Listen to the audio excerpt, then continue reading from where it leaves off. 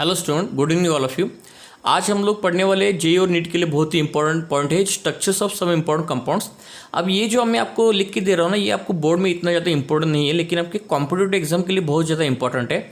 तो ये सारी चीज़ें मैं बोल रहा हूँ, इसको आपको मेमोराइज करना पड़ेगा, क्योंकि इसका कोई अपने सिलेबस में ये कैसे निकला जाता है इसका कोई नहीं। इसके लिए एक्सपेरिमेंट करना पड़ता है, और उस एक्सपेरिमेंट का नाम होता है एक्सरे क्रिस्टलोग्राफी। ठीक है। अब इसमें क्या है ना कि हमारे पास NaCl है, एक कंपाउंड, तो उसका स्ट्रक्चर क्या होगा, उसमें सोडियम Na+ और Cl- का अरेंजमेंट क्या होगा, इसके बारे में इंफॉर्मेशन हम लोग लेने वाले है ना। देखिए, जो Cl- होता है वो CCP/FCC स्ट्रक्चर में होता है, यानी Cl- आपके यूनिट सेल के सभी कॉर्नर्स पर होता है और सभी फेस सेंटर्स पर होता है। Na+ जो होता है वो सभी ऑक्टाहेड्रल साइट्स पर होता है, यानी वो NaCl आपको यूनिट सेल के बॉडी सेंटर में मिलेगा और एज सेंटर में मिलेगा। और NaCl कंपाउंड में जो कोऑर्डिनेशन नंबर होता है वो Na+ के लिए 6 होता है, Cl- के लिए 6 होता है। देखिए, ये Na+ का 6 कोऑर्डिनेशन नंबर यानी क्या होता है कि Na+ को 6 क्लोरीन के एटम Cl- के एटम सराउंड कर रहे हैं, और Cl- का कोऑर्डिनेशन नंबर 6 का मतलब Cl- को 6 Na+ सराउंड कर रहे हैं, टच कर रहे हैं। और ये जो इन्फॉर्मेशन है एक्सपेरिमेंट से आपको पता चलता है, ये ध्यान रखना एज इट इज़। डायरेक्टली इसके बेस पर क्वेश्चन ऑलरेडी जेईई नीट में पूछा जा चुका है। NaCl कंपाउंड का जो स्ट्रक्चर है CCP या FCC, उसके जैसे ही अदर एग्जांपल्स होते हैं, lithium, potassium, Na halides, AgBr, MgO, Ca और AgCl। ठीक है, इसकी जैसे होते हैं। तो ये NaCl कंपाउंड आप अच्छे से पॉज करके इसके नोट्स बना के रख लो और इसको एज इट इज़ मेमोराइज करो। इसके बेसिस पर हम लोग बाद में MCQ सॉल्व करेंगे। ठीक है, तो मैं आपको सिर्फ इन्फॉर्मेशन देते जाऊँगा कि कैसे करना है। अब हमारा जो सेकंड कंपाउंड होता है वो होता है जिंक सल्फाइड। क्या होता है? Zinc sulphide. अब देखिएगा, जिंक में दो चीज़ें होती है कि सल्फाइड यानी S2- का जो आयन होता है वो फिर से बनाता है CCP या FCC स्ट्रक्चर। यानी आपको S-2 कहाँ पे मिलेगा? CCP FCC का मतलब S2- कहाँ पे मिलेगा आपको? At corners plus at all corners बोल दो, plus at all face centres. At all face centres आपको मिलेगा S2- at all face centres. और जिंक 2+ जो होता है वो आपको मिलेगा एट टेट्राहेड्रल साइट्स में मिलेगा। यानी जिंक प्लस क्या करता है, हाफ ऑफ टेट्राहेड्रल वॉइड्स को ऑक्यूपाई करता है। यानी जितने टेट्राहेड्रल वॉइड्स होते हैं उसमें से हाफ टेट्राहेड्रल वॉइड ऑक्यूपाई करता है, और वो भी अल्टरनेट।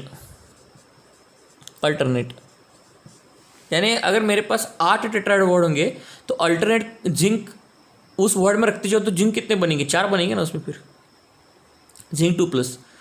समझ रहे बात क्या बोल रहा हूँ? इसको बोलते हैं जिंक ब्लेंड। क्या बोलते हैं इसको? Zinc blende.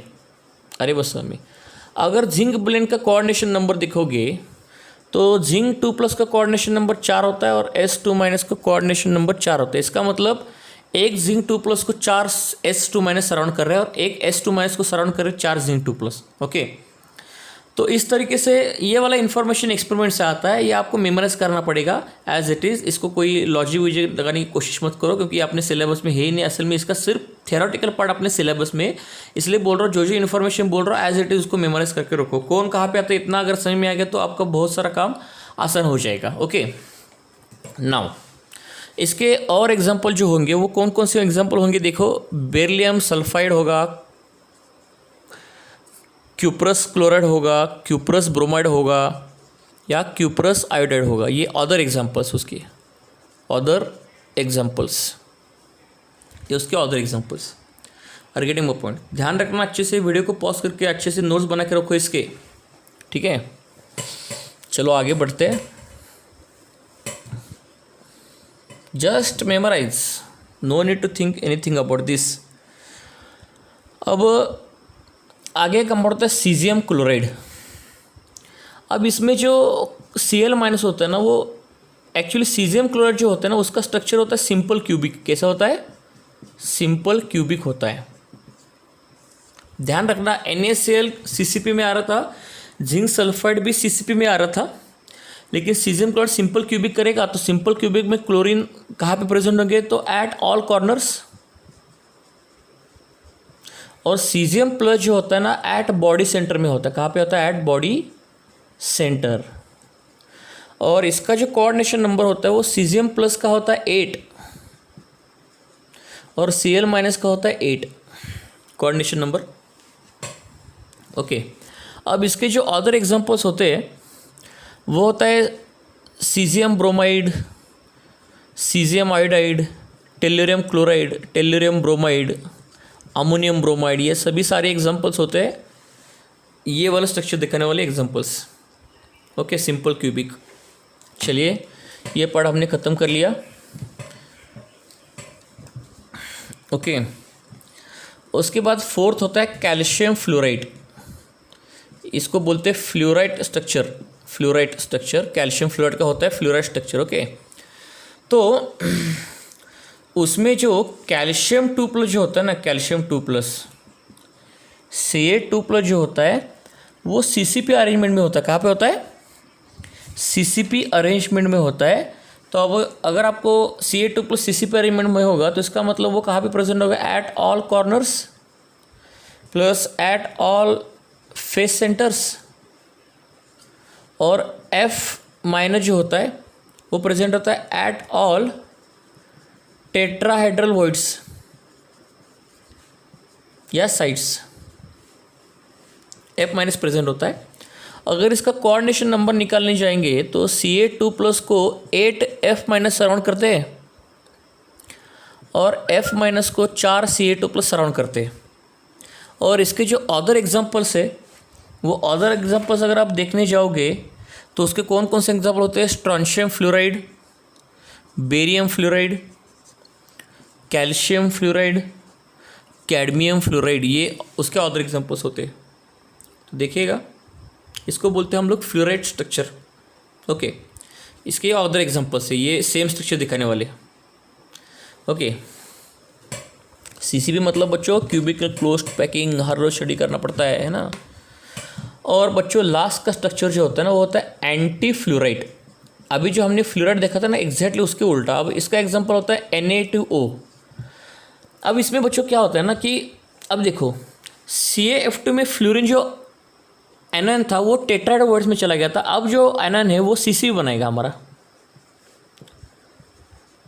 अब CaF2 में एनन टेट्राहेड्रल वर्ड्स में था और कैटन CCP बना रहा था। अब O2- CCP बनाएगा यानी बेस लेयर। तो वो कहाँ पे होगा? Eight all corners plus at all face centres. और जो Na+ जो होगा वो प्रेजेंट होगा एट ऑल टेट्राहेड्रल वॉइड्स। और इसका जो कोऑर्डिनेशन नंबर होगा वो फ्लोराइड के बराबर उल्टा होता है। तो Na+ को 4 O2- सराउंड करते हैं और O2- को 8 Na+ सराउंड कर लेते हैं।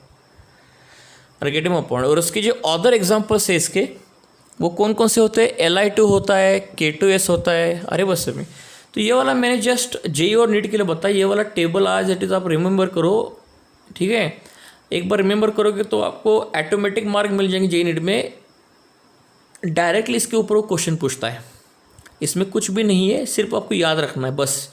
केमिस्ट्री में कुछ कुछ पार्ट थेरोटिकल होता है, कुछ कर नहीं सकते उसके लिए, तो you have to memorise as it is because there is no logic in this particular part. But as it is very very important for your computer examination, so that's why I'm telling you, make a notes of it, have a separate notebook for the preparation of JEE NEET.